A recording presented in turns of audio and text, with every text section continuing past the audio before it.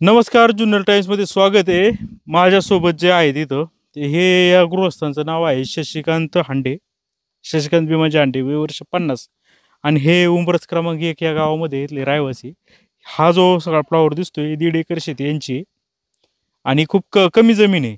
तर झालं असं, यांची तक्रार त्यांनी आपल्याला अशी केली, ते मागील अनेक दिवसापासून कॉन्टॅक्ट करतात की त्यांनी इथल्याच गावातल्या एका प्रभाकर हांडे नावाच्या शेतकऱ्याची जमीन अर्ध्या वाट्याने करायला घेतली होती आणि त्याच्यामध्ये असं ठरलं होतं का सगळे जे आहे मजुरी वगैरे तर हे करणार आणि जो काय लागवडीचा खर्च असेल किंवा काय औषधं खतं असतील निम्मे निम्मे वाट्याने करायचा आणि जो काही नफा मिळेल तर तो निम्म निम्म घ्यायचा, काय खर्च वगैरे कट करून.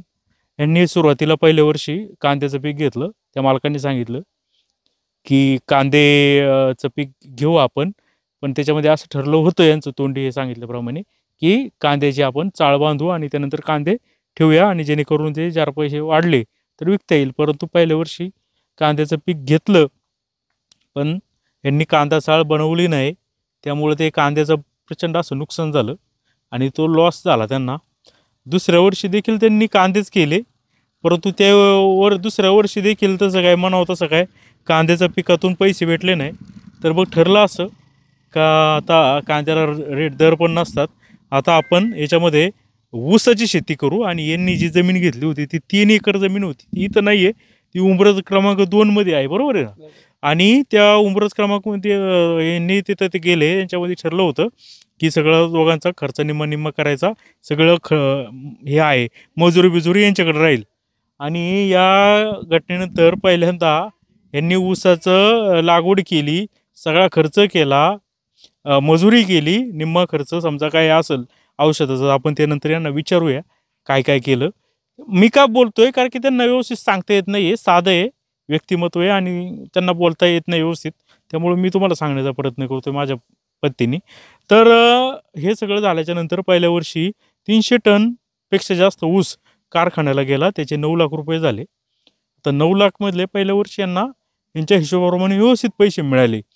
झालं असं का जो खोडवा ऊस असतो त्या शेतकऱ्याने या व्यक्तीला बाहेर काढलं का, म्हटले आता तुला ऊस का करायला पैसे, तुला पैसे दिलेले आहेत, आता तू बाजूला होतो. या शेतकऱ्याचं म्हणणं काय आहे का आता हा जो खोडवा ऊस आहे हा सुद्धा आपल्या दोघांमध्येच असायला पाहिजे. परंतु त्या शेतकऱ्याने या शेतकऱ्याला जुमानलं नाही आणि त्यांनी जबरदस्तीने किंवा वाद करून भांडणं करून या शेतकऱ्याला त्या जमिनीतून बाहेर काढलं आणि तो खोडव्याचं फक्त आता पाणी भरायचं काम तो शेतकरी करतोय. आणि समजा त्याचं काय 250 टन 200 टन काय ऊस होईल, जे पैसे येईल तो स्वतः तो शेतकरी घेतोय. त्या शेतकऱ्याने आपल्याला यासाठी बोलवले का आम्ही तंटामुक्तीकडे पण अर्ज केला आहे, सगळीकडं गेलो आहे, परंतु मला काही न्याय भेटत नाही. आणि आता समोरचा शेतकरी किंवा तंटामुक्तीवाले म्हणतात घ्या 10-12 हजार रुपये आणि शांत बसा, असं या शेतकऱ्याने सांगितलं आहे. म्हणून कुठंतरी या शेतकऱ्यावर अन्याय झाला आहे का हे माहिती घेण्यासाठी गेलो. त्यांनी आपल्याकडं हा तंटामुक्ती दिलेला अर्ज देखील आपल्या हातामध्ये दिलेलं आहे आणि त्याचं वतीने सांगतो. आता मी का हे बडबड करतोय ते यांच्या बोलण्यावरून जाणवल. एकदम शिक्षण किती आहे तुमचं? मला 10वी. 10वी का? हो. आणि घरात कोण कोण आहे शिकलेलं? घरात आहे मुलं शिकलेली, मिसेस शिकलेली. हा ना. हो. मुलं काय करतात? मला शिक्षण घेतात ना.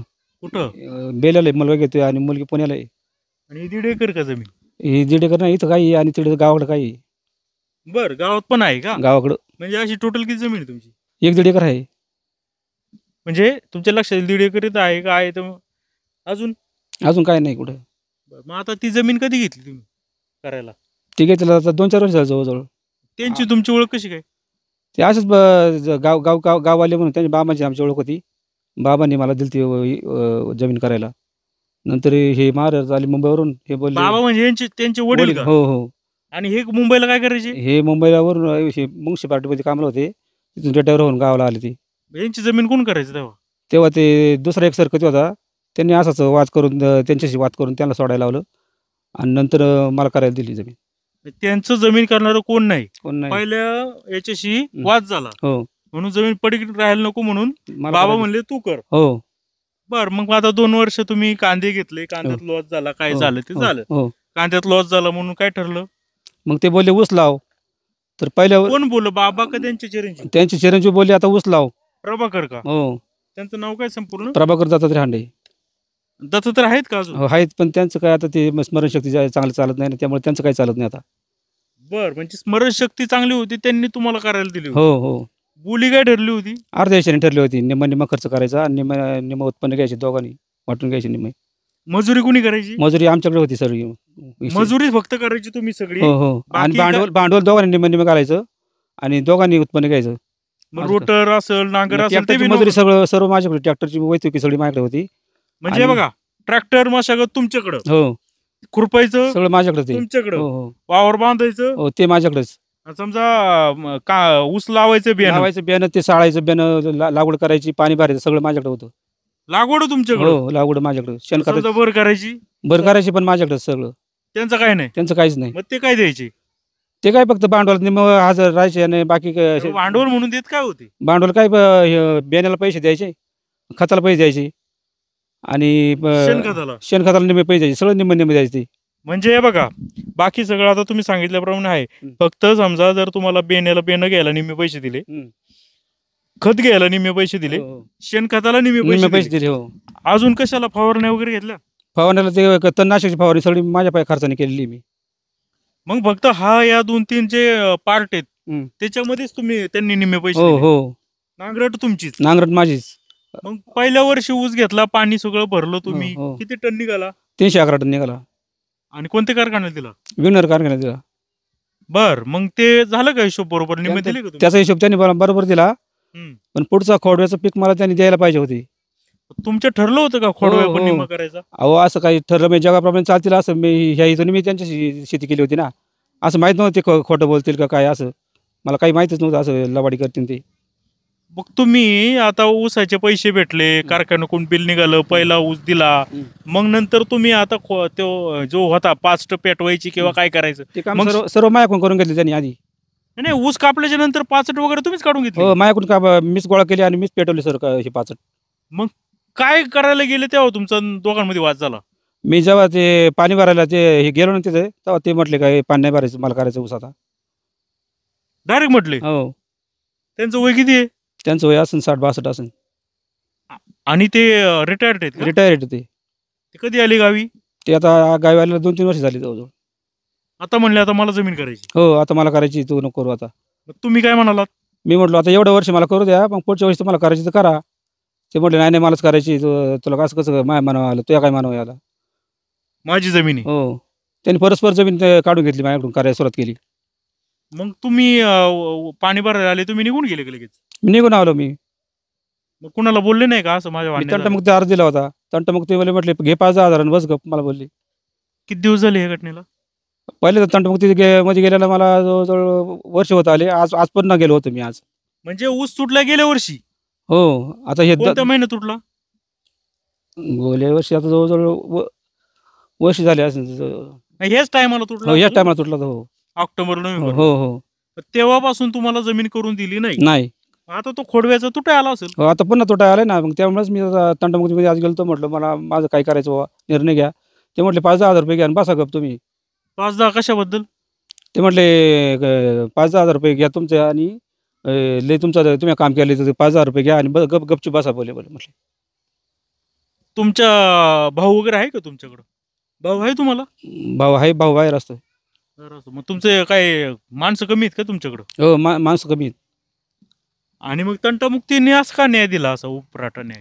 अहो, ते तंटामुक्ती मला काय आता ते त्यांचं ऐकायचं, आता त्यांच्या मनाने चालले सगळं कारभार, सगळं त्यांचं बर, मनाचा कारभार चालला सगळा तंटमुक्तीवाल्यांचं. पण ते त्यांना बोलायला पाहिजे होतं काय, याचं हे अर्ध्या हिशोबाने तुम्ही पैसे काय जे ठरले ते. मग खोडव्याला काय खर्च येतो?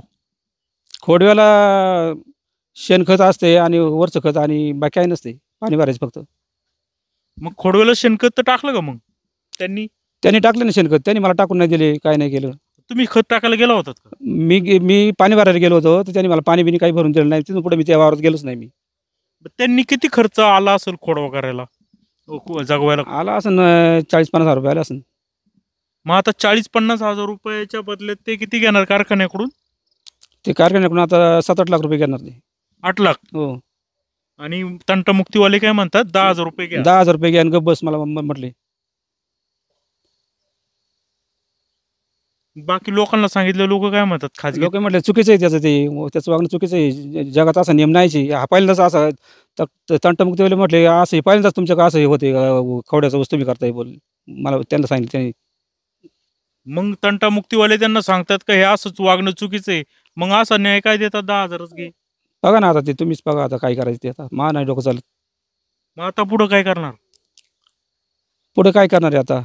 गप्प बसायची वेळ आली मला पुन्हा. मला न्याय पाहिजे होता, बाकी काय नाही. पोलीस काय म्हणतात? पोलीस म्हटले पण पुन्हा तंटामुक्तीचा पाठी गेल्या वर्षी गेलो तंटामुक्तीत ना, तर ह्या वर्षी पुन्हा आता तंटामुक्ती मी अर्ज दिला होता आजला. आज पण दिला? हो. मग तेच तर मागच्यासारखंच पुन्हा तेच सांगतात तंटामुक्तीवाले 5,000-10,000 रुपये घेईन गप्प बस. का घ्यायचे मी 10,000 रुपये? बुवा असं काय अहो मी का घेऊ किंवा निकाल काय ते म्हणतात काय? ते काहीच म्हणते नाही, ते फक्त माझं 5,000-10,000 रुपये घेईन गप्प बस, बाकी काही बोलते नाही म्हणतात. असं मिटवायचं असं मिटवा, नाही तर मग विषय सोडून द्या बोलतात ते. लेखी कळवलंय काय तंटामुक्तीने तुम्हाला? नाही कळवलं अजून.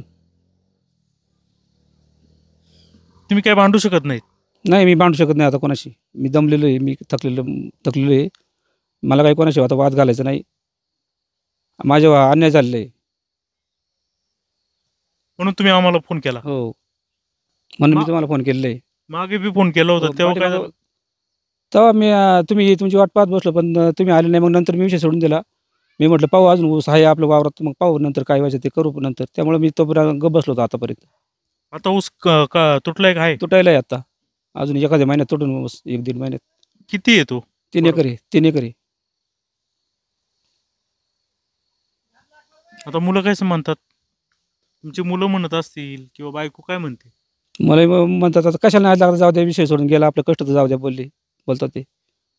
पण तुमचे कष्ट आहेत ना हो ते. हो, माझे कष्ट आहे म्हणून मी तळतळ करतो मी. माझी तळमळ त्यात.